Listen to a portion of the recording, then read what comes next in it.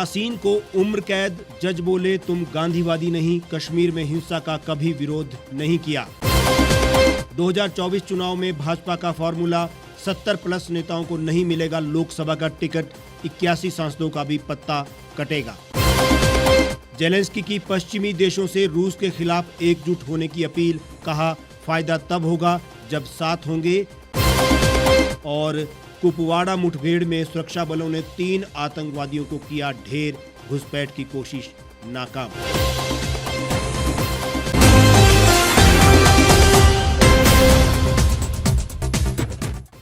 नमस्कार, स्वागत है आपका द रीव टाइम्स न्यूज चैनल में। आपके साथ मैं हेमराज चौहान। और अब खबरों का सिलसिला शुरू करते हैं। टेरर फंडिंग मामले में दोषी पाए गए जम्मू कश्मीर के अलगाववादी नेता यासीन मलिक को कोर्ट ने उम्र कैद की सजा सुनाई है। फैसला सुनने के बाद यासीन कोर्ट रूम में ही रोने लगे और अपने वकील एपी सिंह को गले लगा लिया। एनआईए स्पेशल कोर्ट के जज प्रवीण सिंह ने 20 पन्नों का ऑर्डर पढ़कर सजा का ऐलान किया। जज ने मलिक की सभी दलीलों को खारिज कर उस पर 10 लाख का जुर्माना भी लगाया। कोर्ट में जिरह के दौरान मलिक की तरफ से पेश एमिकस क्यूरी एपी सिंह ने दलील दी थी कि 1994 के बाद मलिक ने हथियार छोड़ दिया था और गांधीवाद के रास्ते पर आ गया। इस दलील को खारिज करते हुए कोर्ट ने कहा कि मलिक ने अपने किए पर एक बार भी खेद नहीं जताया, जो बताता है कि उन्हें हिंसा करने का कोई दुख नहीं है। कोर्ट ने आगे कहा कि मलिक 94 के बाद भी कई हिंसा में अप्रत्यक्ष रूप से शामिल रहा और उसने एक बार भी कश्मीर में हिंसा का विरोध नहीं किया। उन्होंने उदाहरण देते हुए कहा कि जब चौरी चौरा कांड हुआ था तो गांधी जी इसका विरोध करते हुए आंदोलन वापस ले लिया था। कोर्ट ने अपने ऑर्डर में कहा कि यासीन मलिक 1994 के बाद भी अलग जम्मू कश्मीर की मांग की कई साजिशों में शामिल रहा। ये आइडिया ऑफ इंडिया पर हमला है। कोर्ट ने आगे कहा कि पॉलिटिकल फाइट अपनाने की बात कह आतंकी गतिविधि में शामिल रहे, जो कि विश्वासघात है। यासीन को 2 मामलों में उम्र कैद और 10 मामलों में 10 साल सजा सुनाई गई है। सभी सजाएं साथ साथ चलेगी। इसके अलावा इस अलगाववादी नेता को 10 लाख रुपए जुर्माना भरना होगा। यासीन पर पाकिस्तान के समर्थन से कश्मीर में आतंकी हमलों के लिए फंडिंग और आतंकियों को हथियार मुहैया कराने से जुड़े कई केस दर्ज थे। दरअसल यासीन वही आस्तीन का सांप है जो खाता भारत का है और उसे पाकिस्तान का एजेंट बने रहने में कोई दिक्कत नहीं है। यासीन ने कश्मीर को हमेशा भारत के खिलाफ सुलगाए रखा और युवाओं को भड़काते हुए गलत मार्ग पर डाले रखा। यासीन ने कभी भारत के पक्ष में बात की ही नहीं। युवाओं को आतंकी बनाया और खुद के बच्चे विदेशों में पढ़ाई कर रहे हैं। अब न्याय हुआ है तो कोर्ट में आंसू बहा रहा है। लोकसभा चुनाव 2024 में तीसरी बार जीत हासिल करने के लिए भाजपा ने स्ट्रेटजी बनानी शुरू कर दी है। बुधवार देर रात पार्टी अध्यक्ष जेपी नड्डा के आवास पर कुछ चुनिंदा कैबिनेट मंत्रियों, पार्टी के प्रभारियों और सांसदों की एक मीटिंग हुई। इसमें कई निर्णय हुए। सूत्रों की माने तो अब हर एक सांसदों के जिम्मे में 100 बूथ और विधायकों के जिम्मे 25 ऐसे बूथ होंगे जहां पार्टी कमजोर है। इसके साथ ही टिकट वितरण समेत कई फैसले किए गए। पार्टी के उच्च स्तर पर इस बात को लेकर सहमति बनी है कि ऐसे मौजूदा सांसद जिनका जन्म 1955 के बाद हुआ है, उन्हें ही 2024 में लोकसभा का टिकट दिया जाएगा। इससे पहले जन्मे नेताओं को टिकट नहीं मिलेगा, यानी 70 प्लस के नेताओं को टिकट नहीं दिया जाएगा। केवल 1-2 अपवादों में ही इस नियम में छूट मिलेगी। ये नियम लागू हुआ तो भाजपा के मौजूदा 301 सांसदों में से 81 सांसदों के टिकट कट सकते हैं। पार्टी का मानना है कि नए लोगों को तभी मौका मिलेगा जब पुराने कार्यकर्ता नए लोगों को रास्ता देंगे। पार्टी के एक वरिष्ठ नेता ने कहा कि ये टिकट काटना नहीं बल्कि बैटन अपने से कम उम्र के कार्यकर्ताओं को सौंपने जैसा है। 17वीं लोकसभा में भाजपा के लगभग 25% सांसद 2024 के चुनाव तक 70 से अधिक उम्र के हो जाएंगे। 1956 से पहले जन्मे मौजूदा सांसदों में सबसे अधिक यूपी में 12, गुजरात से 10, कर्नाटक से 9, महाराष्ट्र से 5, झारखंड से 2, बिहार से 6, मध्य प्रदेश से 5 और राजस्थान से 5 सांसद हैं। भाजपा ने देश भर में 74,000 कमजोर बूथों का चयन किया है, जहां संगठन पूरी तरह से कमजोर है। इन बूथों को मजबूत करने की जिम्मेवारी विधायक और सांसदों को दी गई है। यहाँ पर विधायक और सांसद लोकल इन्फ्लुएंसर संघ के स्थानीय प्रचारक के साथ कोऑर्डिनेट करेंगे और बूथ मजबूत करने का काम करेंगे। रूस यूक्रेन के बीच 92 दिनों से जंग चल रही है। इस बीच यूक्रेन के राष्ट्रपति वोलोदिमीर जेलेंस्की ने बुधवार को वर्ल्ड इकोनॉमिक फोरम के एक पैनल में चर्चा के दौरान कहा कि यूक्रेन पर महीनों से रूसी हमले जारी हैं। उन्होंने कहा कि जंग के बीच यूक्रेन को दिए जाने वाले समर्थन के लिए पश्चिमी देश बटा हुआ है। जेलेंस्की ने कहा, एकता हथियारों के बारे में है। मेरा सवाल यह है कि क्या व्यवहार में यह एकता है? मैं इसे नहीं देख सकता। रूस के खिलाफ हमारा बड़ा फायदा तब होगा जब हम वास्तव में एकजुट होंगे। इधर रूसी उप विदेश मंत्री ने बुधवार को कहा कि ग्लोबल फूड क्राइसिस से बचने के लिए मॉस्को पर लगाए गए अंतर्राष्ट्रीय प्रतिबंधों को हटाने की जरूरत है। यूक्रेन अधिकारियों ने चिंता जाहिर की है कि रूस मारियोपोल पर भी कब्जा कर सकता है। इसके लिए रूस अपनी रणनीति के तहत शहर की धीरे धीरे घेराबंदी कर रहा है। यूक्रेनी अधिकारियों का डर ऐसे समय पर आया है जब पिछले बुधवार को रूसी सेना ने यूक्रेन के शहर सेवेरोडोनेस्क पर कब्जा कर लिया है। वहीं मंगलवार को मारियोपोल में एक अपार्टमेंट के बेसमेंट में करीब 200 शव मिले हैं। मेयर के सलाहकार पेट्रो एंड्रिश्चेंको ने कहा कि शव सड़ रहे थे और बदबू फैल रही थी। जंग के बीच भारत के अधिकारी ने जानकारी दी है कि भारत रूस से सस्ता तेल खरीदना जारी रखेगा। हालांकि तेल पर मिलने वाली छूट की शर्तों को अंतिम रूप नहीं दिया गया है। अधिकारी ने बुधवार को कहा कि दुनिया का तीसरा सबसे बड़ा तेल आयातक जिस औसत कीमत पर कच्चा तेल खरीदता है वह वर्तमान में $100 प्रति बैरल से ऊपर है। जम्मू कश्मीर के कुपवाड़ा में सुरक्षा बलों और आतंकियों के बीच मुठभेड़ हुई है। मुठभेड़ में लश्कर के 3 आतंकियों को मार गिराया गया है। मौके से हथियार बरामद हुए हैं। जम्मू कश्मीर पुलिस को सूचना मिली थी कि कुपवाड़ा के जुमांगुंड में कुछ आतंकी भारत की सीमा में प्रवेश करने की फिराक में है। इसी सूचना के आधार पर सुरक्षा बलों ने घेराबंदी की और जिसके बाद मुठभेड़ शुरू हुई। मुठभेड़ में सुरक्षा बलों ने 3 आतंकवादियों को मार गिराने में सफलता हासिल की है।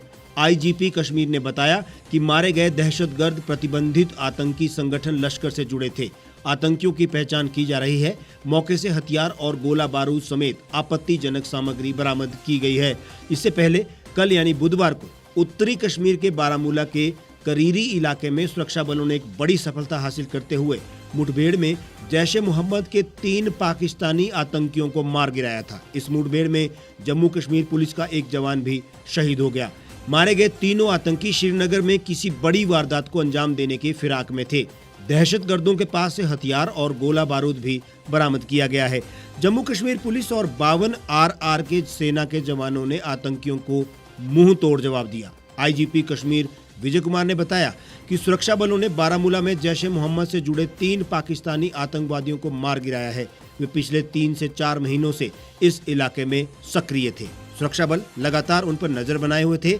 इस साल अब तक 22 पाकिस्तानी आतंकवादियों को मार गिराया गया है। मुठभेड़ में एक पुलिसकर्मी भी शहीद हो गया है। इससे पहले मंगलवार को कश्मीर में आतंकियों ने 2 वारदातों को अंजाम दिया। श्रीनगर में आतंकवादियों ने एक पुलिसकर्मी को निशाना बनाया। वहीं कुलगाम में दहशतगर्दों ने सीआरपीएफ और पुलिस की नाका पार्टी पर ग्रेनेड से हमला कर दिया। दोनों वारदातों में आतंकी भागने में सफल रहे थे। हमारे आज के इस बुलेटिन में फिलहाल इतना ही। आप देश और दुनिया की तमाम खबरों के लिए हमारे साथ बने रहिए और देखते रहिए the reap times.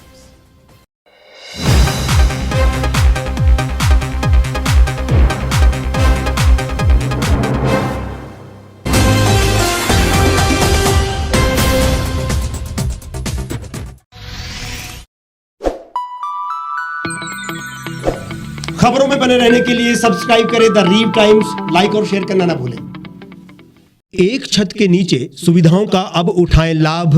रीव e mart में अब पाएं अपनी रसोई के लिए गुणवत्ता और सस्ते दामों पर राशन सामग्री। दालें हो या हो मसाले, आपका किचन ई मार्ट संभाले। उच्च गुणवत्ता और दामों में बेहतरीन रीव ई मार्ट में पधारें और पाएं अपनी पसंद के सभी उत्पाद, या फिर करें ऑनलाइन ऑर्डर और पाएं घर द्वार पर ही सुविधा। आज ही संपर्क करें फोन नंबर 8219694079 पर। बाईपास रोड, शनान, संजौली, शिमला।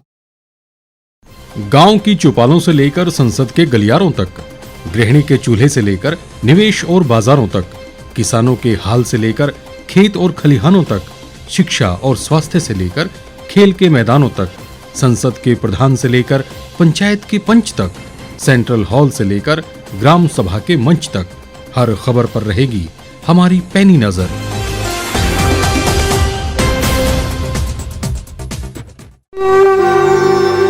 भारतवर्ष, जिसे आप दशकों से सुनते आए हैं कि सोने की चिड़िया थी। इसके पंख पहले मुगलों ने कुतरे, फिर अंग्रेजों ने, और आज राजनीतिक प्राणी कोई कोर कसर नहीं छोड़ रहे। आज भी लगभग 25 करोड़ लोग रात को भूखे सोते हैं। करीब 2 करोड़ लोगों के पास घर नहीं है। भ्रष्टाचार में हमारा 176 देशों में 80 नंबर आता है। औसतन 100 महिलाओं के साथ हर दिन ज्यादतियां होती है और ना जाने क्या क्या। देश की संसद से कुछ ही दूरी पर चादर लपेटे सैकड़ों लोग सुबह नील गगन के नीचे सोए हुए मिलते हैं। क्या आप एक ऐसे भारत की परिकल्पना नहीं करना चाहेंगे जहां कुछ ऐसा किया जाए कि 1 वर्ष के भीतर देश में कोई भिखारी या लाचार भी आश्रयहीन न रहे?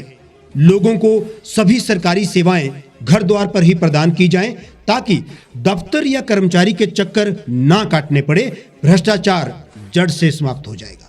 सेवा प्रदाताओं की पब्लिक रेटिंग यानी जनाकलन और तकनीक द्वारा अपराधों का शून्यकरण किया जाए। स्वास्थ्य और आधारभूत शिक्षा सभी के लिए समान गुणवत्ता के साथ निशुल्क प्राप्त हो, और भी बहुत कुछ। यदि आप इस पवित्र राष्ट्र निर्माण यज्ञ का हिस्सा बनना चाहते हैं तो आज ही राष्ट्रीय लोक नीति पार्टी से जुड़ें। अब देश राजनीति से नहीं, लोक नीति से चलेगा। विजिट करें वेबसाइट rashtriyalokniti.org।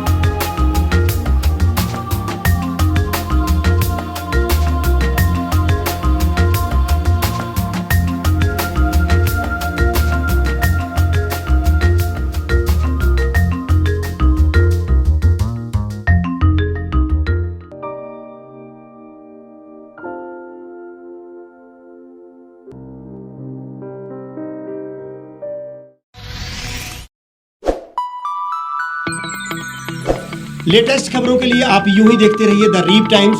लाइक, शेयर और सब्सक्राइब करना ना भूलें।